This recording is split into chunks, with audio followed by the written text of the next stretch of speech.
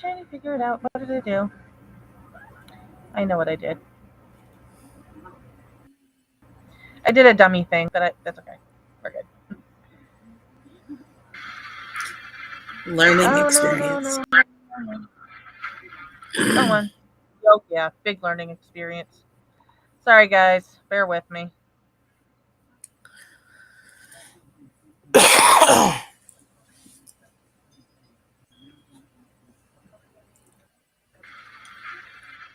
Apparently we're not bearing with me. I don't like it when it doesn't want to work the way I want to. There we go.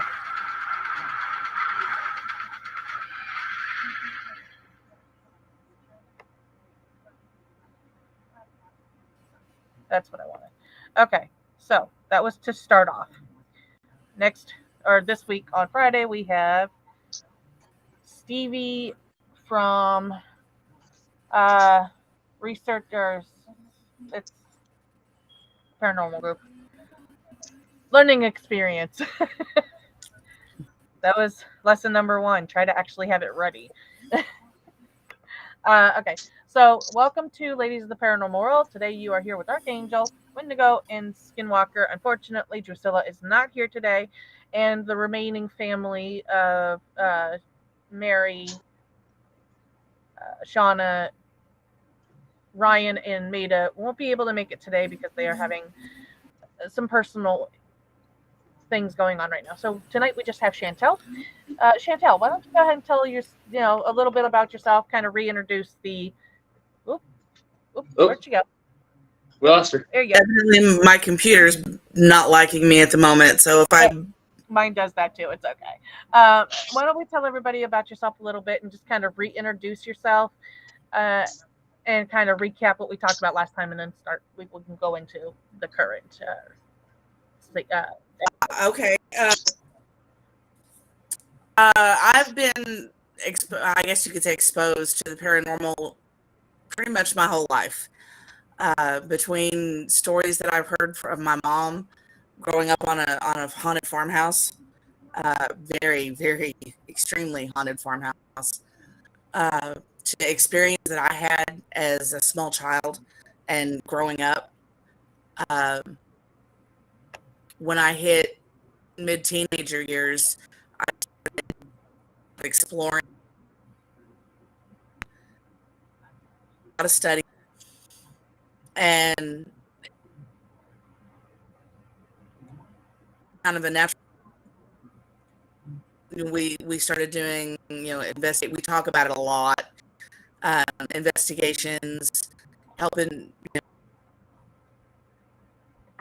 people figure out something in their house and if it's what can be done about it.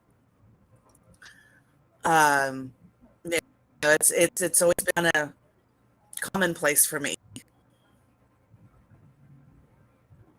Right.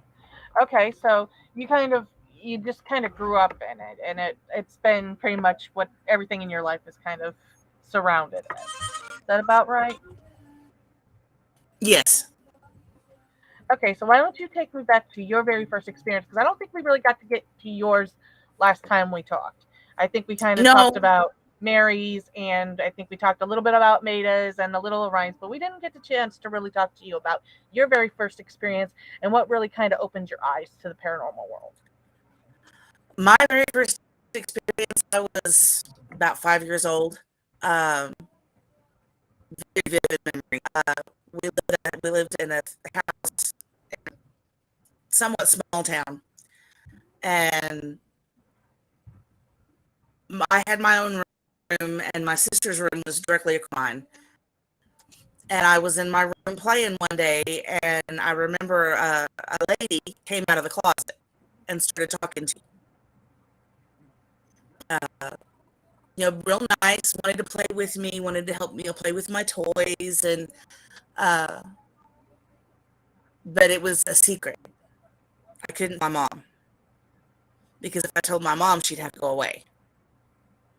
Right. So that went on for a while. If I was in my room, then she would, and nobody else was around, she would come out and talk to me and tell me about her house and all the Right. toys she had and all this other stuff. But my sisters, I told my sister about it. She's older than I am, but I got Right. her in. Shauna, come play with us. And it seemed, didn't think anything of it uh, until one day I had closed my bedroom door, which was unusual for me. I never liked the bedroom door being closed. But I didn't know my mom had come down the hallway and was listening because I was acting out of character. And she slammed the door open.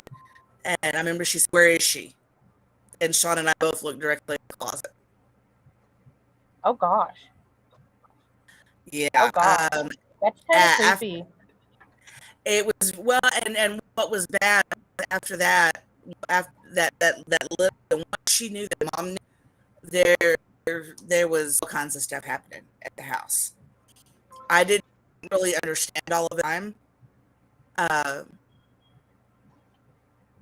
but looking at it from a 5-year-old perspective, she wanted to be my friend, and I give my mom full credit because she never came down on us for it, or what do you think you're doing, or there was nothing like that. She came in and sat down and talked to us, and she tell me about this lady. Who is she? And what has she been saying to you? And she very calmly talked to us. Never made us feel like we were in trouble or that we'd done something bad. Nothing like that. And basically, mom confronted her. I don't have all the details on that because I wasn't necessarily there.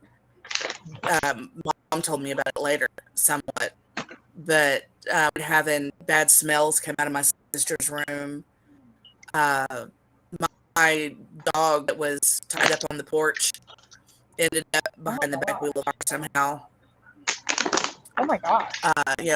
Yeah, it got pretty nasty. Some of the things that I wasn't aware of that mom told me later, she went after basically what she was trying to get Shauna and I to the point where we would go back to her house. Basically, I don't know if she lost her child or what the deal was there, but no. she wanted Shauna and I to come to her house and be her little girls.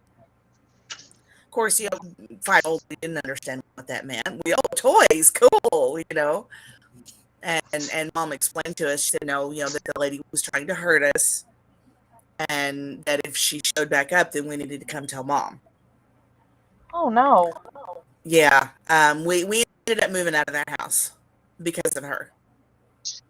Oh wow. So it sounds like it wasn't. It sounded kind of almost menacing in a way. I mean, if it was Looking able back to on it, kind it of chase was. you out.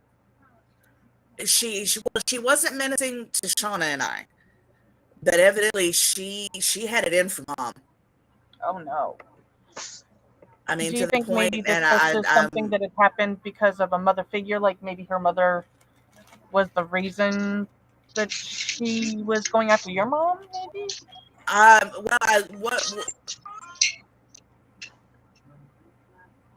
What mom and I talked about, of course, over the years, what we kind of figured out was she was lonely.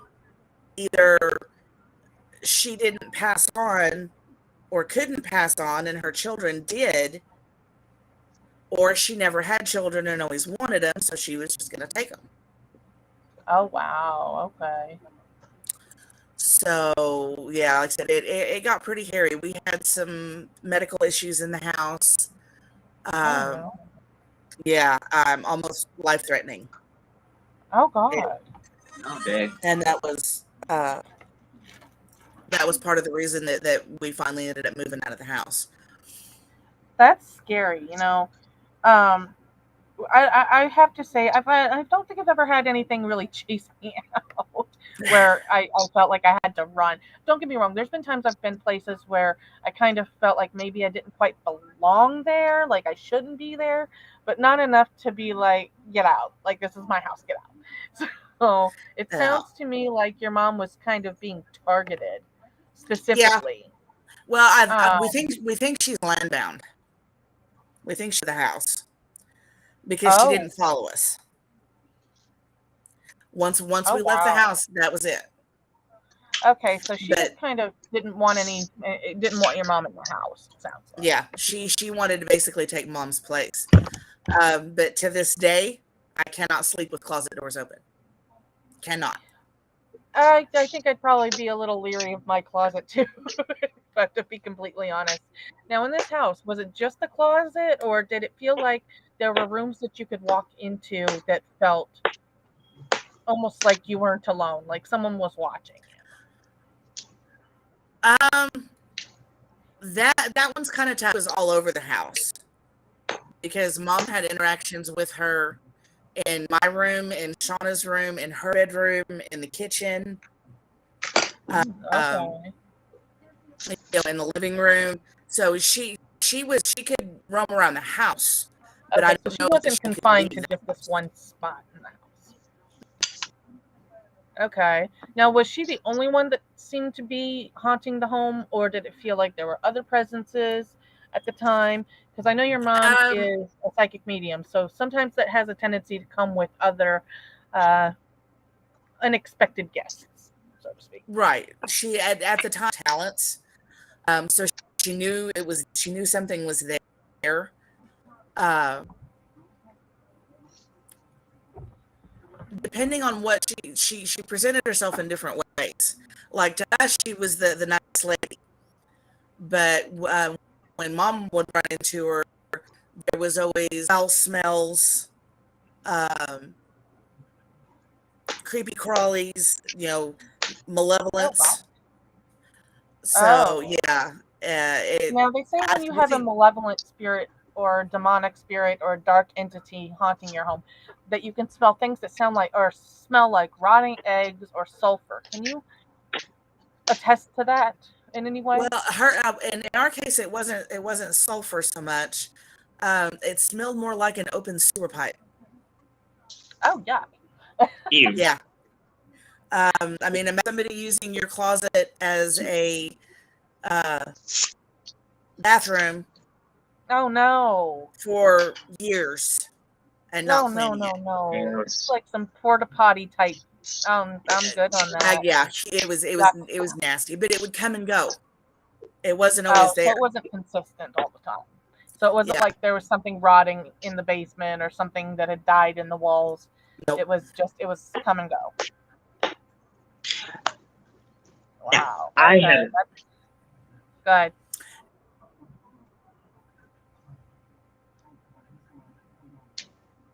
good. Oop.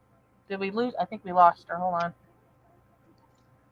Is she frozen on your guys' end too, or is it just mine? Oh, yeah, You're good. Okay, okay. there you are. We froze for a second. yeah. Sorry. Yeah. No, my nightmare centered around the big bad wolf coming. Oh no. Oh Now, no. I That's have a pretty question. awful. At Yes. first, at first, when you met her, did you have a feeling like she was like paranormal, or like at first, did you think like she was like an imaginary friend or something like that? I see. Really questioned that because I mean I thought it was strange that she came out of the closet and she didn't like to be touched. I'm one of those touchy feely like to hug people, and Mm-hmm. she never would let me like give her a hug or touch her hand, but she could move the toys around. She could pick up a toy and move it around. Oh wow. Okay. She when I Now, when I Okay, asked her, I remember I asked her why she went in the closet, and she said it was a special door in and out of her house, oh wow. a secret Okay. door. Okay. So after this experience, what would be the following, or getting into a little more current, or leading up to current, what would be the next situation that you found yourself in where the paranormal had been predominant in your home or your life? Uh, it was dominant, that wouldn't have been until I was older. I mean, ways, I guess, made me more aware. But even after we moved, I would.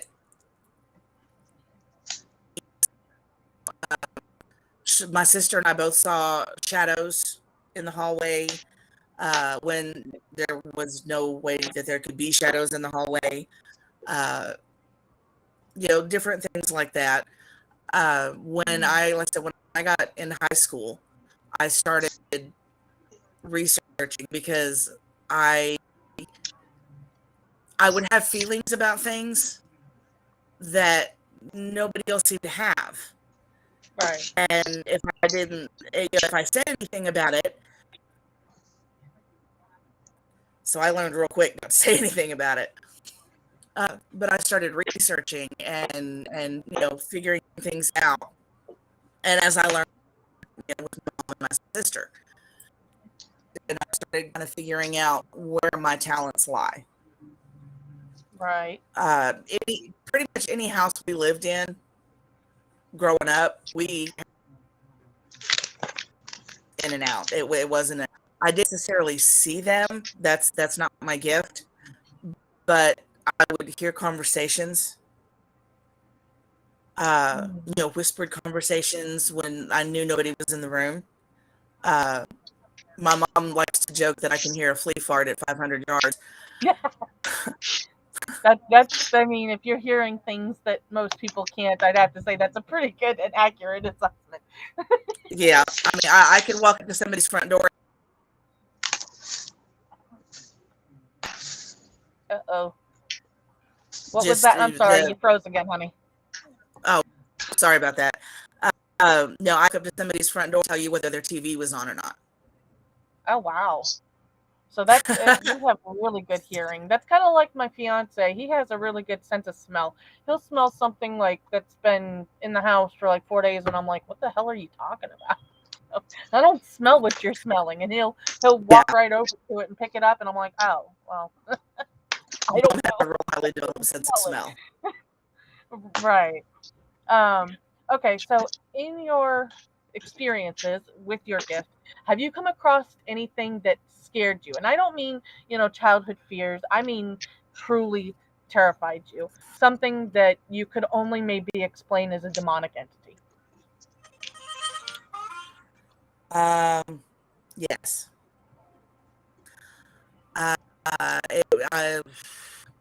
Mom and I were doing an investigation at a fairly well-known place, which I'm not going to name. Okay. And Mom had been there before. And, she was like, okay, I kind of know what's going on here. Let's go see what we can get, if we can get anything. And it was me and Mom and Shauna and the guy she was seeing at the time. And we're sitting there and we're kind of getting little twinges of having no big deal. Right. Show up that Mom had never run to before. It started out nice but creepy, if that makes sense. Right. And the air just got heavier and heavier, and just more and more aggressive. Mom was talking to it, and usually when an investigation like that, she doesn't like to be touched, which I respect that. But I'm Right. kind of her ground in a lot of ways. Right. And she started shivering so hard her teeth were chattering. And I reached over and she was ice cold.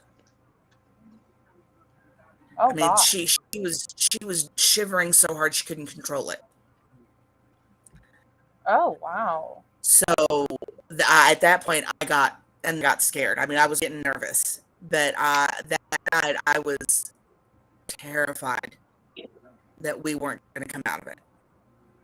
Right. They say a lot of So things like that generally come with like hissing or growling or did you guys experience anything like that kind of led into the fear? No, not really anything like that. It started out, he was, and it was kind of creepy and kind of malevolent a little bit, oppressive more Oh, than malevolent. okay. Yes. And then Okay. as the conversation went on, his speech deteriorated to where he was harder to understand, and the air just got more and more oppressive, dangerous. When Oh, I wow. noticed how cold Mom was, I basically hit the floor in front of her and laid hands on her, and energy manipulation. I started pumping heat as fast and as hard as I could Oh, wow. Okay. because I was sincerely afraid that she was going to freeze to death in front of me. Oh She my was gosh. that cold. Oh my gosh. By the time I got her, by the time we were able, it let us go. That's all there is to it. We didn't break free. We didn't. He let us go, Oh wow. So this was and something that she, was overpowering in its essence. yes, it could have very easily gone a lot South. worse.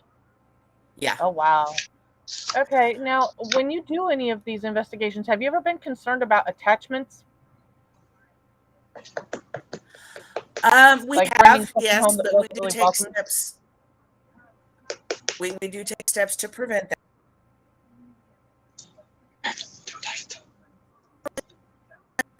Uh oh, Uh, freezing up again. when we started doing investigations, by that time I had learned enough to know that we needed to protect ourselves going in and coming out. So Okay. we would, like I said, we would take steps at the beginning and the end of every investigation on ourselves and on the vehicle we were driving to make Okay. sure that And what nothing kind of followed steps us did you home. take? Sage, salt, salt mixed with eggshells sometimes, prayer, a lot of it, and just very firmly stating, before we left, no, you can come home with us. You are not welcome. Oh, you froze. Lose me at. Let's try that again. You froze. Okay, where'd you lose me at? I lost you right after I said you said prayers and a lot of it, and then it just cut out. Something else that would help is, you face the direction that you're going to lead, where you were coming. Tell them, no, do not follow me. You are not welcome. And then we would always say before we got into the vehicle, and we would stage the vehicle to make sure nothing could attach to the vehicle. Oh, that's good. Now, do you And when we find would, that these are effective methods to warding off anything from coming home with you? I'm sorry. Do you find that this is an effective method to keeping things from following you home?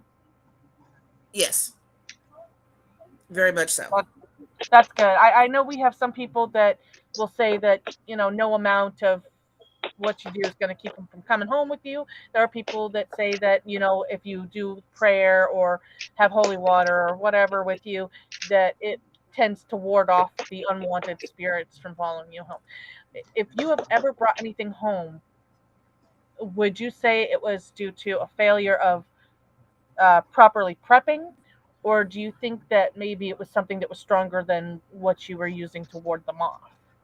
It could be either. In all honesty, it could be either.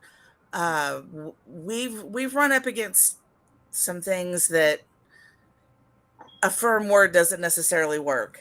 Um, and in all honesty, ceremonies and symbols only work as much as you believe in them. You Right. know, so if you don't have Faith. faith, true belief that what you're doing will be effective, then it won't be. Okay. You know, Okay. you go through the motions of, okay, I'm doing this to protect myself, but in the back of your mind, you're like, oh yeah, this is BS. This isn't gonna work. No, it's not going to work. Got you. So it's all about how you handle it and how you confront it mentally as well as physically. Yes. And a lot of it has to do with the strength of whatever it is you're dealing with. If it's Hmm. stronger than you are, um, you may have problems. It depends on if it's a down spirit or and how strong it is. Hmm. Now, the next question kind of leads into that. When you go on investigations, I know a lot of people take a lot of equipment with them. Some people take the rods with them. Some people take REM pods, EVP recorders, night vision camera, full spectrum camera, FLIR. What equipment does your crew or has your group used in the past to get the most effective evidence, the most Um, remarkable we we usually have digital recorders going. One, maybe two, depends on if we're planning on splitting up or not. Um, we usually have a camera, sometimes two. Of course, everybody has their phones if they need a camera for that. I like to carry an Ovilus. I tend to have good results with an Ovilus. We've used Mom's Spirit Box before, but it's a pain in the butt, and it kind of limits you. You're stuck in one spot. We evidence? don't go real heavy equipment. Do you find that it's more effective to go with less equipment than more? Yes, for us, yes. Okay. The Now, equipment's kind of a backup to confirm. something that's very controversial, and I have to ask you because you guys are a lot of sensitives in your family, a lot of gifts in your family. When it comes to Ouija boards, what is your firm standing on that? Personally, I firmly do not believe in touching a Ouija board. I don't even want one in my house. I'll put it this way: when my girls were younger and they were getting to sleepover age, I told them if they were ever at a sleepover and one got brought out, that they were to call me immediately, leave the house, and I would come get them. They were not to touch it, to look at it, to have anything to do with it. They are dangerous, and people do not realize what they are doing with them. I have to agree. I think it opens up a doorway that they don't know how to close, and a lot of the times Well, they don't close it, and it just allows all kinds of from mhm. everywhere, and you don't know what you're inviting, and you may think that you're inviting the past resident or a past loved one, and you've brought in with you who knows what kind of satanic minions along with them, Oh or yeah, they we've manipulate those boards. I am absolutely against them. I do not want anything to do with the Ouija board in my I do not household. I don't have any personal experience with them, but my mother has when she was younger. Um, and based on what she told me, I knew I didn't want to have anything to do with them. I kind of have a couple of vague memories of when I was younger that I think the adults were messing around with one once or twice, and it went sideways. Oh no. Not horribly not south, just a little sideways. But they were able to contain it and get everything back on track. Um, but yeah, no, I will not have one in my house. I don't touch them in the grocery. I don't touch them in the stores. I always told my girls, do not touch them. Well, it's just a game. No, it is not. That is Hmm. not a game. That is not something you play with. And It's I not a don't care if toy. it's 2 o'clock in the morning. Call me and I will get you. No questions asked. Yeah, I mean, Ouija boards are a lot like satanic Bibles. You know, people read from them not realizing you're conjuring up all kinds of stuff. You're opening doorways and allowing yourself to be vulnerable to Yes. Yeah. Well, you whatever's have there. no way of knowing what or who you're talking to. Exactly. It's not like when you have a phone conversation and you dial someone, you know that number's connected to that person. That's not how it works. Yep. You can end up with anybody on the other end of that line, whether it's demonic, whether it's friendly, whether it's family, what you don't know what you're conjuring. You don't know what you're inviting, and you're making yourself vulnerable to whatever you're inviting because not only are you spiritually opening up to that, but you're physically, mentally, and emotionally opening up to that. So you're opening yourself to be attached or even attacked by Well, whatever and not only you're that, people inviting. think, well, I'll move the pointer and that makes it go away. No, it doesn't. No, If it you doesn't. open that doorway, if you don't know how to close it, that is an open doorway that anything can use. Absolutely, absolutely. I know a lot of kids do it thinking, "Oh, this is just we're just gonna play with it. It's just let's see what happens." The problem is 90% of the time something happens and then it doesn't stop happening, or it can take Yep. months and months for it to stop happening. And usually, you have to go through an exorcism and have the doorway closed. Well, if you can, one of the ones that we investigated, there's a real small town out there by where mom lives, and we got word of a haunted house. So but there was reports that bad things happened in that house. Uh, hurt people were hurt, basically physically hurt. So I didn't get to go on that investigation because I was pregnant, and we that wasn't a risk we were willing to take, both physically or Right. spiritually. Now, have you ever had to cleanse someone's home, or have you ever been asked to cleanse someone's home? Yes, absolutely. Okay. And in a cleansing ceremony, can you kind of walk us through what a cleansing ceremony? We're not wanting to teach people how to do this. Don't get me wrong. I don't want somebody picking up salt and sage and white crystals trying to do it themselves. But I do want to know because each perspective, each person has a different way of cleansing. Right. And there's usually only one right way to do something, yet there's like a million different ways to do it. So, what would be your attack on an unwanted entity? What would be your cleansing method? My basic cleansing method, case in point, I was living in Sweetwater, and a friend of mine and I got to talking, and she was telling me that her son was afraid to be in his room. This I don't remember what she called it. Goblin basically came out of the closet and would move things and keep him from sleeping, and just not really, nothing horrible, but being a pest and being a nuisance. And it Right. scared him. And she was like, I know you won't believe me. I'm like, honey, trust me. I am the one person on this planet that will believe you. Exactly. So, so I went into the boys' bedroom, and sure enough, there was, I don't know what it was, but there was something in the closet.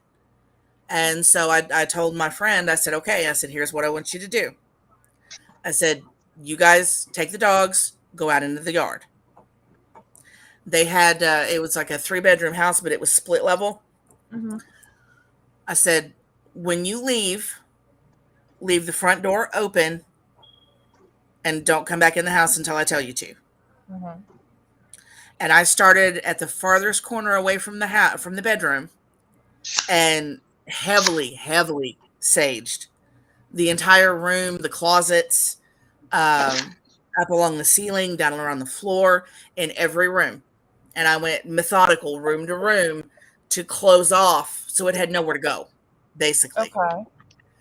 And I closed off that whole side of the house, and basically left a pathway to the other side of the house, started again, and worked my way to where that bedroom was the last room. Mm-hmm. But there was a pathway out, and that was the only Mm-hmm. way that it could go. And once I got the bedroom saged to where all I had left was the closet, then as I was saging the closet, I invoked prayer and basically my will against its, and told it, you are not welcome here. You need to leave. Uh, a few invocations, and again, heavily saging, and you felt it leave. And so I felt it leave, and I finished saging, and I closed off the pathway to the front door.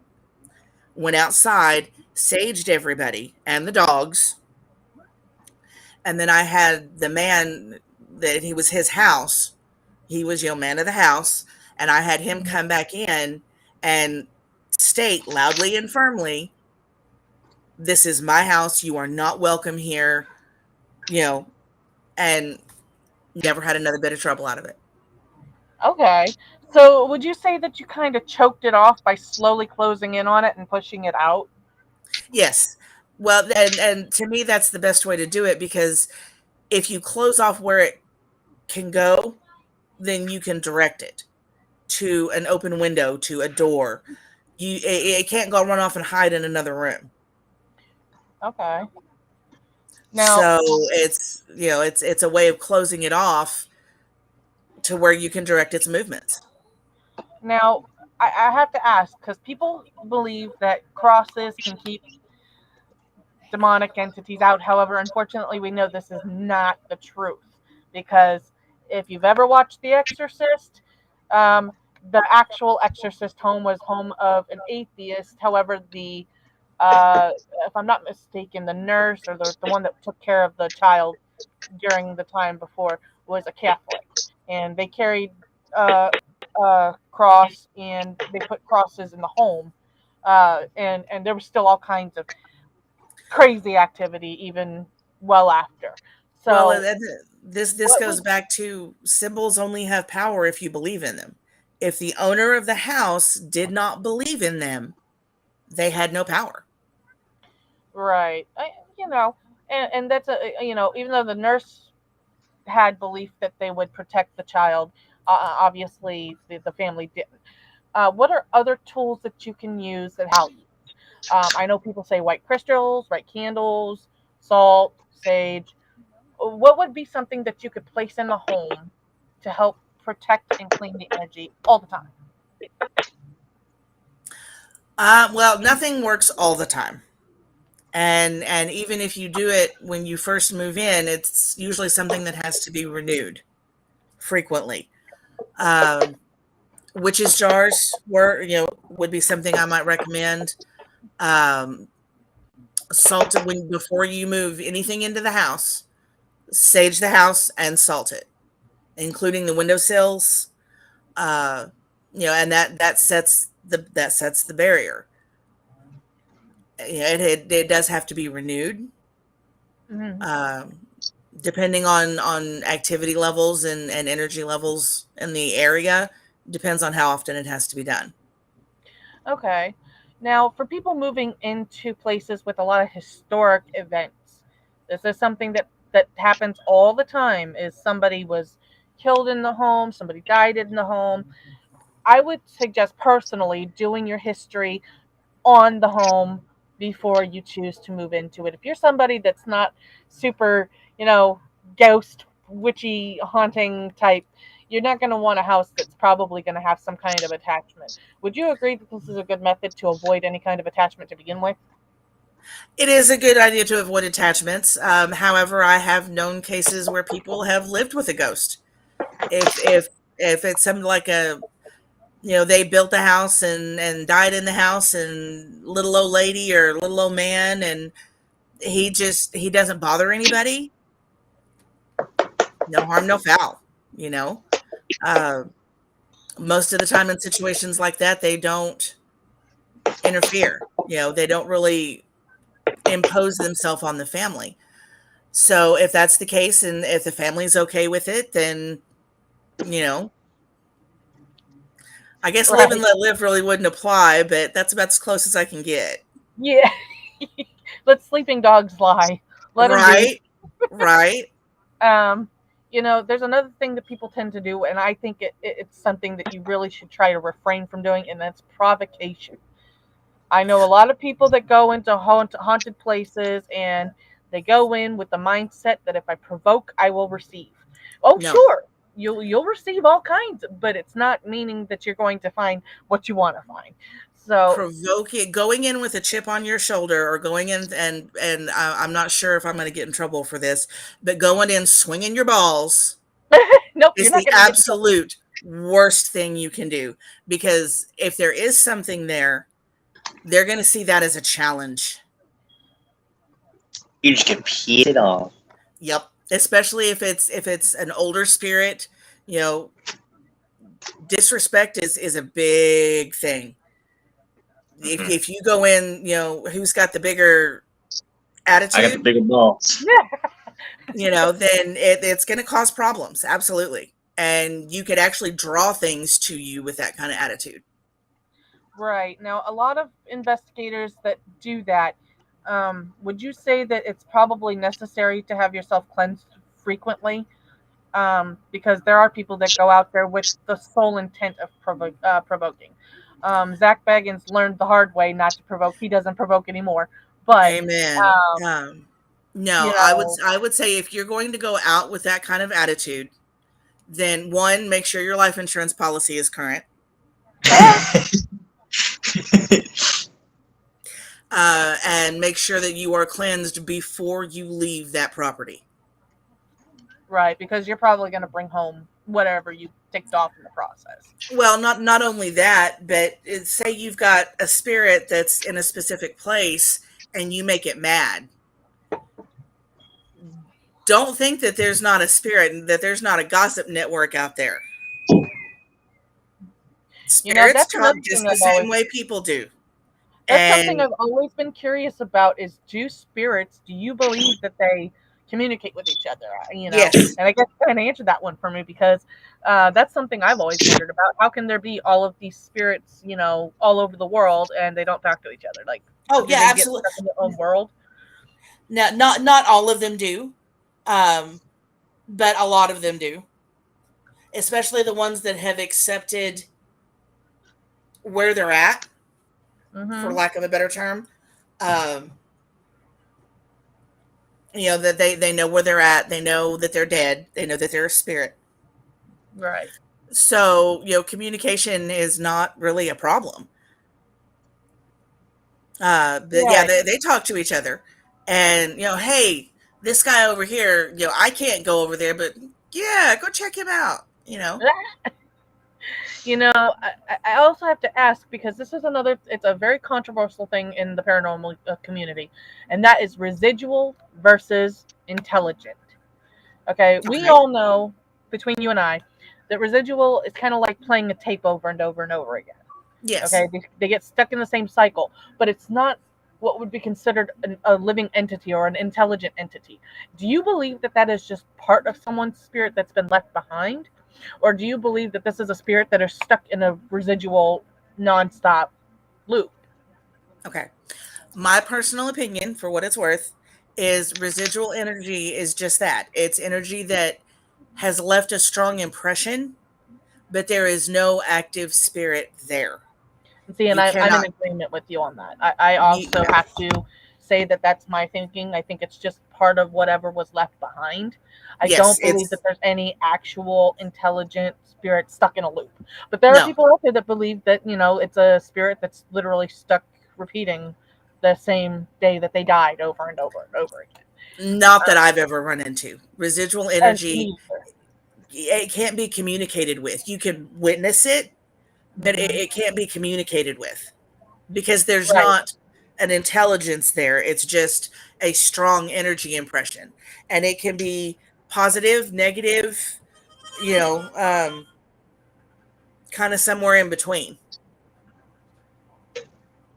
Another thing that we talk about in the paranormal community, as I'm sure you're well aware, is you have intelligent spirits, you have negative entities, and then you have legendary entities like sirens.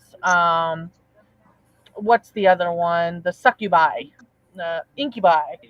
Do you believe that these are truly legendary entities, or do you believe that these are just that legend? I'm sorry, just what? Do you believe that they are truly legendary living entities, or do you believe that they are just that, a myth, a legend, and nothing more? Oh, no, they exist. Absolutely, they exist.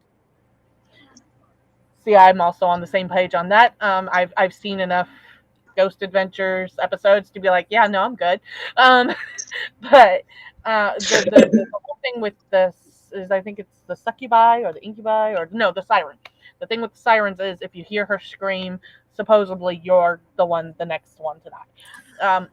I And don't know which is the how banshee? accurate that is. I believe in the entity itself, but I don't fully believe in the story of the legend. Okay, the And this is why. banshee, the hearing the banshee scream, that one, I kind of take that one Yeah, with a grain I of salt. mean, Aaron's Suc- still alive and he heard it twice. yeah, succubi and incubi, those exist. Yeah. We've had experience with those, Oh but no. they didn't involve just me. So you know, I've got to be kind of careful about that one. Right. Actually, I was involved, but I was periphery. It targeted somebody else. So Oh, that's kind of not my story to tell. I was gonna say, for those of you who are unfamiliar with succubi and incubi, do you want to go ahead and give a little download on that one? Oh, if I don't get them mixed up, I know. Like I said, I know the general I class. know that succubi is the female and the incubi is the male. Okay, that's what I always get confused. Basically, they're, for lack of a better description, and because this word gets thrown around a lot, it pisses me off. But they are demons that use sex to attack people.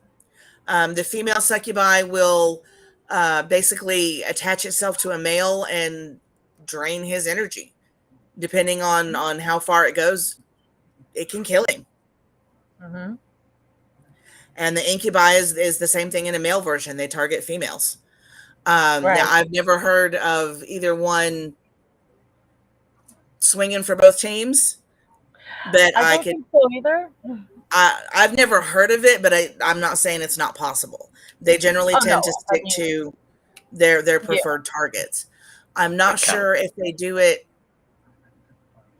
for food, if that's their food, or just because they like it. Hmm. Um, but it's pretty nasty. Yeah, it's definitely one of the more sinister, I think, of demonic entities. And there's a whole bunch. One of the more common ones that you hear about all the time is Zozo, which is supposed to be the entity mimicking Satan. Okay, I'm Now, not familiar with that one. it was on. I'd watched so much Ghost Adventures, it's ridiculous. But there's been a couple houses that Ouija boards were included and involved in this particular entity. And the entity will come through spelling out ZOZO repeatedly on a loop. And once that starts, generally shortly thereafter, people start feeling like they're being scratched, bitten, burned. Um, marks of the Trinity, three scratches in a row, hearing three knocks, three bangs, or hissing, growling. And the entity will claim when you put the spirit box on or the obulus that it is Satan. So I would consider this a mimicking demon, but it's always associated with the Ouija. There And hasn't been yeah, a attack by it. I Uh, could see that. You know, using that as a gateway. Um, Whether it's specifically, it's I kind of don't like, believe its name is Zozo because let's be honest, demons don't give their names. They don't. yeah, because that gives yeah, exactly. They always say that I'm Satan, or they say, something to that effect. They don't really say, "Oh, by the way, I'm Tom." Right. The you one know, that kills me, and the one that kills me is when they say Legion. Legion. That's another one that's pretty popular. You'll get from it, and you gotta wonder, Legion. Does that mean that there's many of them? Well, the original Are they interpretation, representing? the original interpretation of Legion was that it was basically over 1,000 damned souls that Mm-hmm. had formed into one collective. Right. Um, Exactly. but it has also been used, and I'm not saying this is true every time, so please nobody get their knickers in a twist. Um, but people who don't necessarily know what they're doing or want to look like they know what they're doing, they whip out Legion because they've seen it on TV, Yep. Yep. whether it's true or not, you know. Yep. And that makes Well, it harder for those of us that do have an idea of what we're doing. Because my first thought when I hear, oh, it said its name was Legion, is to roll my eyes. I kind of have the same feeling. Ladies and gentlemen, by the way, if you're watching us live, you can ask questions live, and our guests will love to answer them. So please feel free to ask your questions as we're talking, and we will answer them as we go. Maria's mom messaged me and asked if you could send her a link to Oh, listen. sure. Absolutely. If I can find my phone. No, you're good. um, But yeah, Legion is one of those ones that are kind of an eye roller for me too. I have to agree. Unfortunately, it's something that gets kind of whipped out, and unless they have it recorded, I kind of go, yeah, I'll buy that. Well, and one of the things that mom and I have run into, and we've discussed this quite a bit because mom likes to watch a lot of the TV shows. Something that we think gets misused and overused. Let her know I sent her the link. Okay, something that gets misused and overused is people don't seem to understand the difference between uh, demonic and negative. Not Yes, every they are negative not the entity same. is demonic. I was going to say that just because it's a negative entity or a negative presence does not, by any stretch of the imagination, mean that it is demonic. It could Exactly. And be people somebody throw who that word passed away around. from a traumatic. It could be someone who died of a traumatic situation. It could be someone who died out of revenge killing. It can be someone who is angry because they died and they don't know what happened to them. Just because we say negative, there's a distinguishable difference between a demonic attachment and a dark entity or a negative entity, not a dark entity, excuse me, a negative entity. There's a Yes. distinguishable difference. And the way Yes. that you find out that difference is you have to look at the history of the home, the history of the person, and how they died. That too. That, But I'll tell you this, once you've run into a true demonic presence, you'll never forget it. you'll never forget it. You'll always be able to tell. See, when we were kids, that's what we had attacking us. And the reason we knew it was demonic was for multiple different reasons. We were scratched as children. I had burns from them. I would hear hissing and growling from my closet. We would see dark shadows running through our home. Those are things that I link personally to a demonic attachment. Yes, those Where are you're very common physically signs. being attacked, Alicia. or if you feel like you are angry all the time, but no real explanation as to why. Those are Angry reasons or I would sad. consider, Depression or is another sad. common one. Yep. So those would be things that if it physically and mentally continuously affects you, then the chances are you have a demonic attachment. Another You get it? another good indication is if you have lost time. Did your mom get the link, honey? Let me see.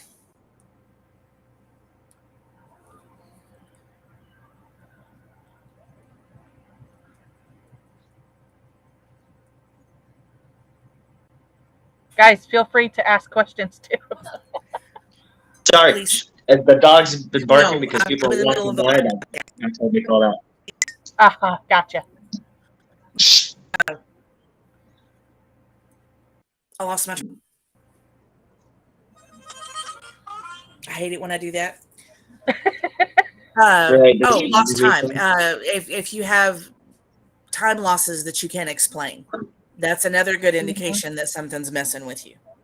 Oh yes, absolutely. I have to agree with that completely. Um, Also, lost memory. You do something, you act out a certain way, and you don't remember doing that. You remember the time, you remember being there, but you don't remember the act that you were committing at that time. Whether it's an act of Or violence, whether it's an act of, whatever. You get lost doing whatever, okay? That doesn't compute to you. You can't remember why you're doing it or why you did it or if you even did it. well, yeah, a lot of times it's been cases of I laid down and went to sleep. What are you talking about? I was out in the garage. I was in bed asleep. Right, exactly. Now, I have another guest who has a young child in the home, and Hmm. the young child is actually seen or heard, sorry, speaking to herself in her sleep, but it was like a garbled language. It wasn't a Uh huh. language that made any sense. or to the great uncle, I think he is. So he recorded it, but in the recording, you can actually hear whatever it is she's talking to, talking back to her, Yes, responding. that's not uncommon. This is something that I would consider a demonic entity, and I actually believe that this gentleman may have a demonic attachment in his home. It is Um, I will, possible. I will show you the videos later. I think you might actually get the same impression I do because there's two videos with shadow figures, two, literally side by side. It's yeah, it's very possible that it's demonic. It could just be a negative energy that's speaking a foreign, a foreign language. Mm-hmm. But it very, The it thing could is, be. though, when it replies to the child, it replies in our language. But she's speaking what kind of sounds like gibberish in her sleep. It's not an actual language. It's a Mhm. garble of sounds. But it doesn't make any sense when you listen to her. And so that is something I would consider personally. I think they have a demonic attachment. I think that they've got something that's dark. It scares the wife. There's a particular closet or room in her house that she won't go in because when she is, she'll hear talking in her ears or hissing or breathing on the back of her neck. These are all things that I would consider along the lines of a demonic attachment. And they believe it's Thank attached you. to the child. What? Is everything okay? Oh yeah, everything's fine. Yeah, it's very possible that it's a demonic attachment or a demonic presence. Hmm. It if there's a specific room or a specific closet, it could very easily be a portal, and those can be very difficult to seal. Right. And the thing is they didn't have the dark. They always had some kind of something going on in the home, a little bit of bump in the night, but nothing that really set off alarm bells. But ever Right. since they've had the child, they've started having dark things happen. So I don't think the home has the attachment. I think the child has the attachment. Very possible because children tend to draw them because of their innocence. How did they Mhm. discover that she was talking in her sleep? Um, he had gone to check on her, I think it was, he said, in bed, and she just started talking in her sleep. It was the middle of the night. Does she remember it? No, Yeah, she has no it's very memory of possible. Uh, I guess because I grew up with it when I had my own children, I never I talked to him about it as soon as they were old enough to understand, hey, if you're sitting here and somebody comes out of the closet and talks to you, or you see somebody that I don't, tell me about it. I never blew him off. I remember my oldest girl. We were out hanging up laundry one afternoon, and she was running around playing in the backyard, and all of a sudden she stopped and she looked up at the window, and it. Oh she my. was maybe 3, you know, Oh gosh, she was young, little. and she was standing there looking at the window, and her back was to me. So I kind of moved a little bit, and she was talking. Oh. So I called her by name, well, her nickname at the time, and I asked her. I said, "Who are you talking to?" She goes, "The man in the window." And I'm like, "Okay, what's he look like? Hmm. What's he saying to you?" And then she was telling me. It turned out it was basically somebody passing through, but that's when I had a pretty good idea that uh, my kids were going to be needed to be aware for their own safety. Right. So We're the same way with our kids. When you have children and you're sensitive, the chances of them inheriting that is pretty good. yeah, so my oldest daughter um, sees like my mom does. My middle daughter is more like me, um, but it scares her a lot. So she's kind of leery of dipping her toe in. Well, and that's understandable, Yeah, especially with it being something that can, it goes through their life. It's not Uh, something that they have one day and it just disappears. It doesn't work that way.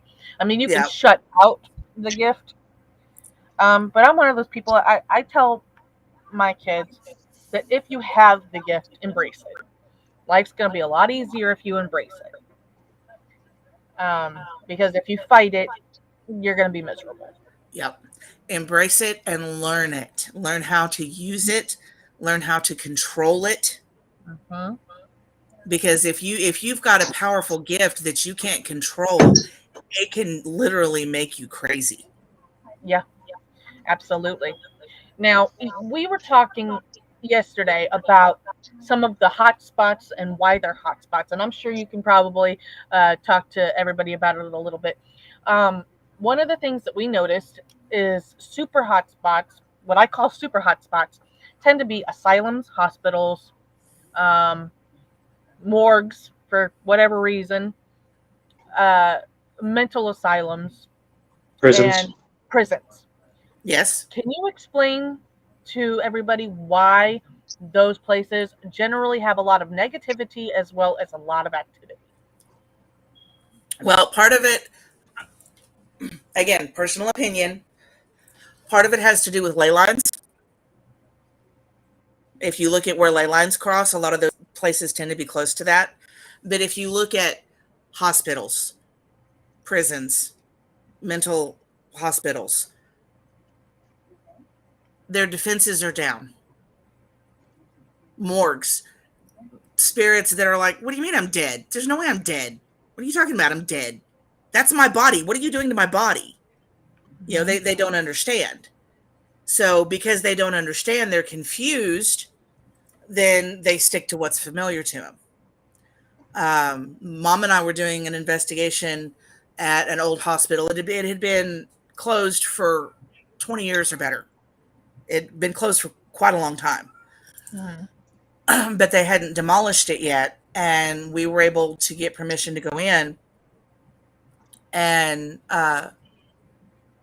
the third floor of that particular hospital was a psychiatric wing. Oh, wow. And we actually ran into a spirit channeled through mom, uh, that she had been a patient there Oh, wow. Okay. and had been abused by the person in charge of the department. And it, by the grace of God, we had somebody with us that spoke Spanish, because Right. 50% of her conversation was in Spanish. Mom doesn't know Spanish. I don't know Spanish very well. I can't So imagine she trying to talk started to she somebody. she was rattling and broken English, and so I grabbed the other person in our group that spoke Spanish, and I'm like, interpret for me. And basically she was afraid to go on. She was afraid to go on, because she had been raped repeatedly. She wasn't a good girl anymore. She wasn't a virgin, and she wasn't married. She old school. Uh, and we were able to help her cross. Oh, But wow. she stayed there because that was all she knew. She was afraid to leave. Okay. Now, sorry, I'm having issues here. Um, when it comes to, we were talking about one of the reasons that asylums, especially Trans Allegheny, for example, or Penhurst, um, the reason they're so active is because of the treatment of the patients, we believe,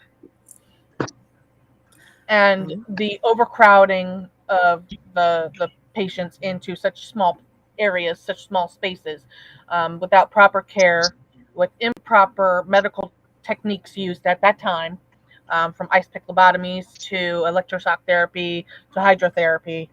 That this created a heavily negative environment to begin with.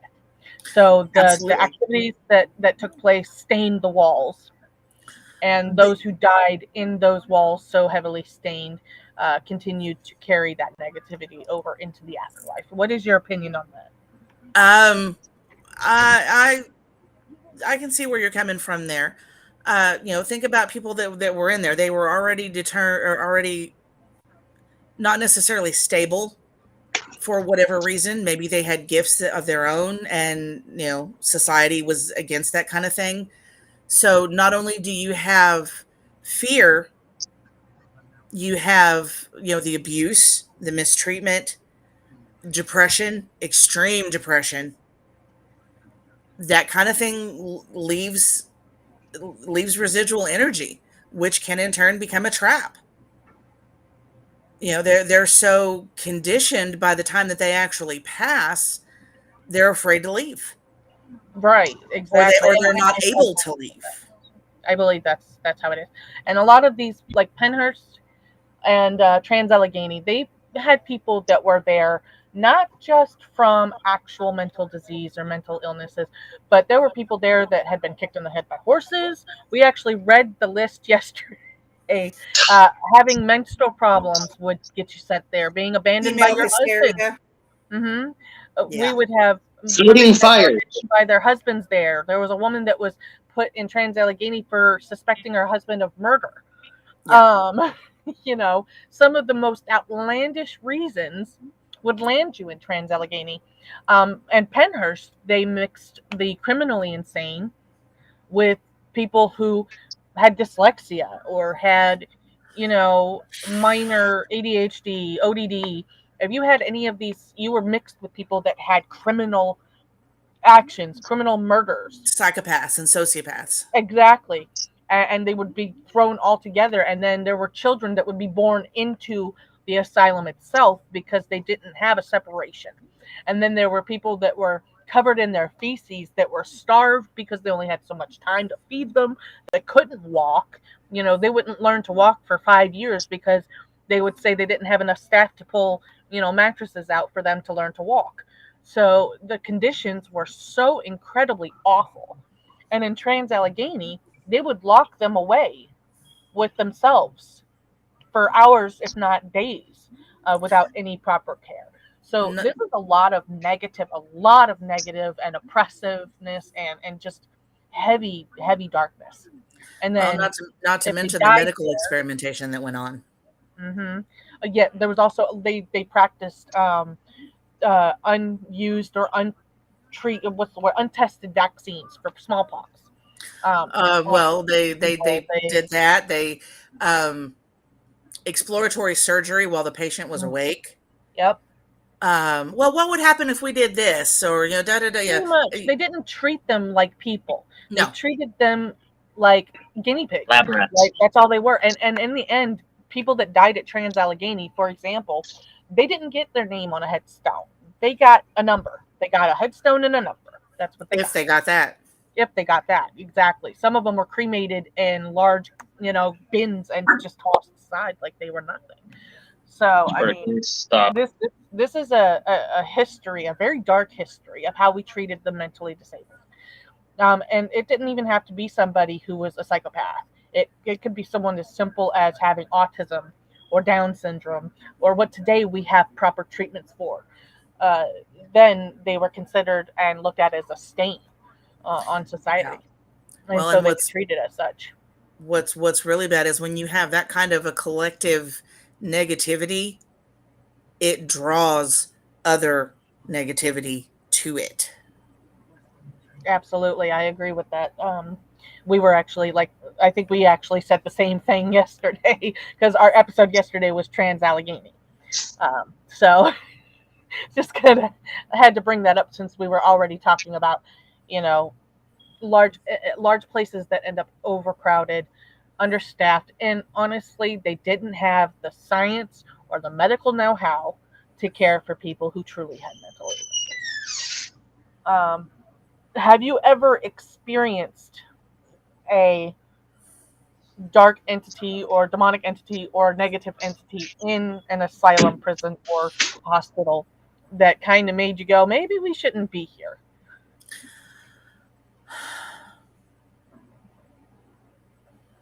No, not really. The most of the negativity that we ran into in hospitals um, was residual, so there wasn't anything active.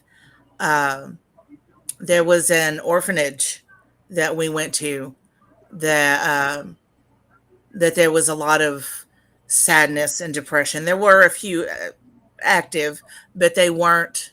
They were small children. Okay. It wasn't anything, malevolent or harmful. Um, Other than that one that I was talking about, where mom had trouble, we've been fairly lucky in that we've never been attacked, I guess, like that. Right. There's an orphanage here in Pennsylvania. It's in Gettysburg, and it's the orphanage from. And I really want to go to this place just to kind of see how true the stories are, and have my own investigation there. But it's an orphanage of children that were orphaned by the war. So these were kids who were taken in, whose parents had died in the war, whether it was from disease, died in the war itself. They took them to this place. It was an orphanage supposed to take care of these children, and the foster parents, the foster mothers, so to speak, more specifically, would chain them up in the basement as punishment. She was suspected of murder of some of these children. She starved them, beat them, would leave them in the dark for days on end. Um, and there's said to be a malevolent entity that has been basically lured by all of the tragedy. Now, these children were already suffering enough tragedy. They lost their parents, they no longer had a home, they were stuck in this place that was horrible to them. And then they died, from what they believe. They died in that home. You know, if I were to go there, what would you say I should take as my own personal precautions before entering something that has such a dark history? I would say you meditate beforehand. Um, Definitely meditate beforehand. Pray in whatever fashion you're comfortable with. Sage, salt before you go in. Do not take anything personal. No, leave your purse in the car, locked up in a circle of salt. Don't take anything that would give it ammunition. You don't want to Sure. walk into an active investigation where you know there's dark energy carrying a picture of your child in your pocket. Yeah, no, that's probably not a good idea. That when and this can be very difficult, but it's something that I personally have found helpful. You almost have to disassociate. Right. You So have to don't connect to it personally. well, not just that. You have to take all your personal private memories and lock them in a box. Okay. Again, you don't want to give it anything personal. You don't want to give it any kind of ammunition to use against you or any way to trace you. Right. Now, I've heard that demonic entities can read your mind. They know everything. They see everything. I Hi, Fluff. How are you? Welcome to the show. I've heard that demonic entities have the ability to really dig into or dip into your personal memories and mimic voices of past loved ones, and or of sick loved ones, or if you're there with a group member who's overly open, they're able to mimic their voice and call for help in order to try and lure you into where they want you. Would you say that's fairly accurate? Yes. Now, I have a personal question. Yes. Is there like any places particular that you wouldn't go to? Again, if you have questions for our guests, feel free to message them. We can see your questions throughout the show and we will answer them. The only one that immediately comes to mind is the one I was talking about earlier where we ran into trouble. And I'm purposely not mentioning it or mentioning specifics because I don't want to draw attention to it, basically. Understandable. I would not go back there. There is not enough money in the world There is not enough money in the world to make me go back to that place. Got it. That under no, because we were told before we left, don't come back. If you come back, you won't leave. Oh, that's kind of scary. That's kind of foreboding. I don't think that's something that I would want someone to tell. Well, that's why I'm being very careful about details, because I don't want to draw attention to it. I don't want people to go looking for it, thinking, oh, well, I can handle it. So yeah, she was just a wimp. She couldn't handle it. No, that particular instance, we were way. I mean, like I said, when I said earlier, it let us go. It was not we beat it, we got one over on it, we got away from it. No, it let us go. So Fluffy has a question for you, darling. Oh, yes.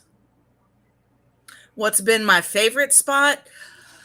Oh, that one's tough. We've had some really good investigations. I think one of my favorites I would have to say is when we went to Tombstone. That was fun. We had a lot of experiences. We had a really good time, and the atmosphere was just wow. So that I would say that'd be in my top 5. There's really not any place that we go back to regularly, because usually there's not any need. Mm-hmm. You know, there's a couple of places around where my mom lives that has just been hounded to death, I guess you could say. And there's been so many people out there, and so much misinformation, that it's not worth going out there. It's like, okay, come on, really people, you're not going to get a group of 20 people out there every night for 2 weeks, and something's going to happen every night. Not if it's legit. No, absolutely not. I actually have this particular thing that I want to do when I do my investigations. I want to do 1 week with human interaction and 1 week without human interaction. I want to take 2 weeks to compare.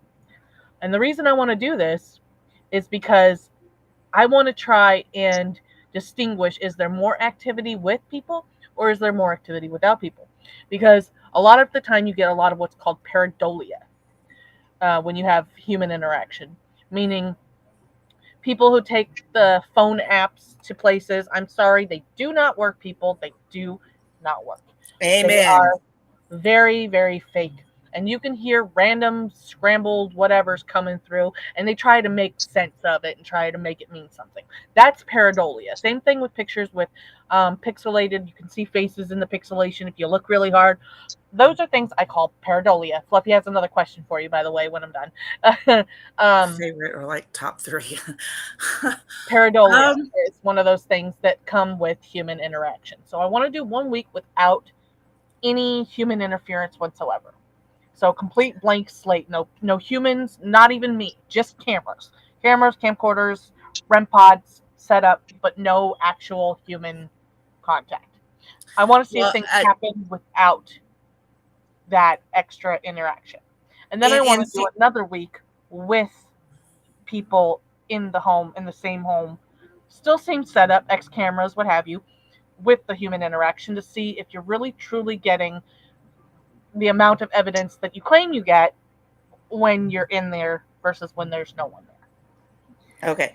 In my opinion, I mean, that's a really good idea in theory, but you're going to you're going to start out with it tainted because somebody has to go out and put the cameras in.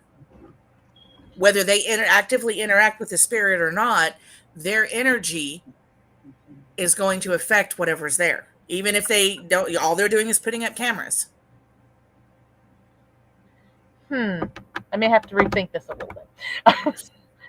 But okay, so Fluffy, what was your favorite? What's your favorite or like top 3 experiences? I really see specifics are difficult because each investigation or each experience has its own pros and Ups and cons. downs. I would say classification wise, the ones I like best are the ones where we can help in some way, whether we give them closure, whether we help a spirit cross, whether we help somebody set up protection. Those are the ones that are the most important to me, is that because we don't do it for money or, ooh, look at us, look at what we can do. We don't, that's not what we believe in. We believe we were given gifts to help people. So the investigations that we go on where we can do that, I would have to say those are my favorites. If that makes sense. If I had to say what my favorite investigations would be, I've only ever had one, and I really had fun on it, and it was the Jenny Way Dust. And that was because I was actually lucky enough to catch 2 light anomalies back to back shooting at my camera. It was the only thing I caught on camera the whole time I was there. So, and it was in the dark. So, and there was no dust. It was a clean surface. They did really good keeping up with the place. I think that would have to be my top experience. I've had experiences with growing up in a home that was demonically attached. However, if I had to pick favorites, that would be my favorite. If I had to pick most terrifying, it would be the entire time I lived in the apartments in Tacoma, Washington. That was pretty petrifying. But like, have any stuck with you more than others in a good way? Yeah, I mean, I remember all of them, but like for instance, there was an antique shop not far from where my mom lived, and there was one room that nobody would go into. It was actually a bathroom. That, if I remember correctly, it was a morgue at one time. Oh, And Okay. that's it was not down creepy it or was anything. yeah, it was downstairs, but it had been turned into like a little boutique antique store kind of thing. Hmm. And we were killing time before another appointment, and one of the ways we kill time is to go in thrift stores and antique stores. Mom just has to be very careful not to touch anything. I'm loving the blanket look up top. And we you know we had been given the information that there was something there, that people were reporting feeling sick and feeling scared, and just that they didn't want to be there. And Mom and I wandered around, and I actually started talking to him. It was a little old man, and madder than a wet hen. He did not want to be dead. Right. He was not dead. Why were these people traipsing around? Just angry, angry, angry, angry. But I was able to communicate with him. Like I said, I couldn't see him for nothing, but I heard him. And I was able to get through to him. And I kind of got him calmed down. And between Mom and I, we helped him cross. And there was an instant difference in the room. It went from being, 102-degree hot to normal temperature. The owner, Wow. when she came back, we kind of wandered around afterwards, because we had told the owner, don't follow us. So we did our thing and and then afterwards we wandered around a little bit, and we went up and we were like, okay, go check your area and see if you see any difference. And she came back and was like, oh my God, that is 180 degrees difference. Wow. It sounds like it kind of became personal. Uh, in a lot of ways it is. If you have a spirit that's in a situation like that, you almost have to make it personal, because why are they going to listen to you? Right. Just because you tell them, dude, I can hear you, or she can see you, there. So yeah, you have to make a connection with them. Now, I'm not saying you have to give them your life story by any means. Well, no, You don't of want to course tell them not. your address or your favorite color, or you know, but you do have to make that connection, even if it's just a respect thing. Right, exactly. Okay, so that's one that stuck with you pretty good. I have to say, now I'm curious because he asked your top three, and we know it's hard to pick out a top three, but if you had to pick out your second favorite crossing that you were able to help with, what would your second favorite crossing investigation be?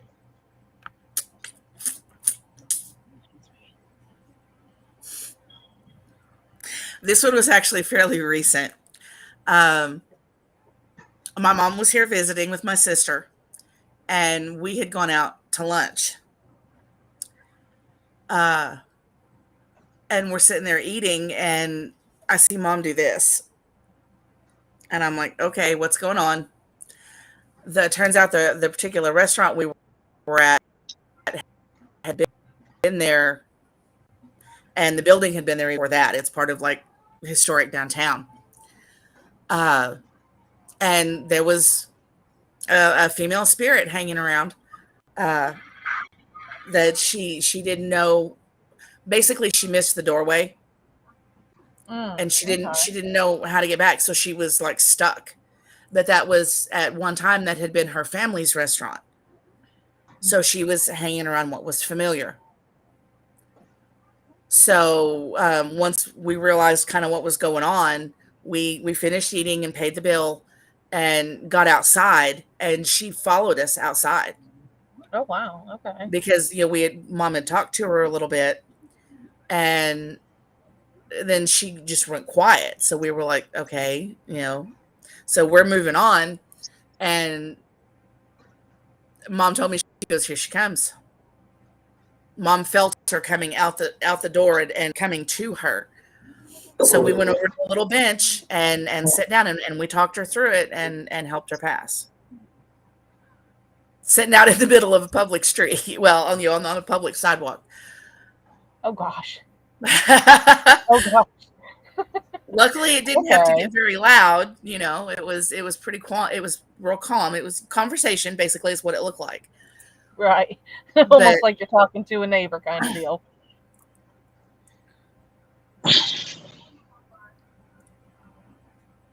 Okay. Well, as much as I hate to say this, because I enjoy talking to you guys, I really do, and we're already half an hour over my usual time. I'm gonna play our outro. I'm gonna play our ad, and then we are going to say goodnight. Stick around though, because I want to have some after combo with you. I just got to end the okay, stream not a so it's not problem. forever long. Um, Thank you, ladies and gentlemen, for joining us for Ladies of the Paranormal World. Talking to your host, Dark Angel, Wendigo, and Skinwalker, and our wonderful guest, Shantel. Thank you very much for talking to us today. We had a great time. Thank you for And having me. I'm looking forward to next week. As always, you guys are awesome. Hopefully, we'll be able to have the whole get together next time. Absolutely. See if I can get this thing to work the way I want it to. You're welcome, Fluffy.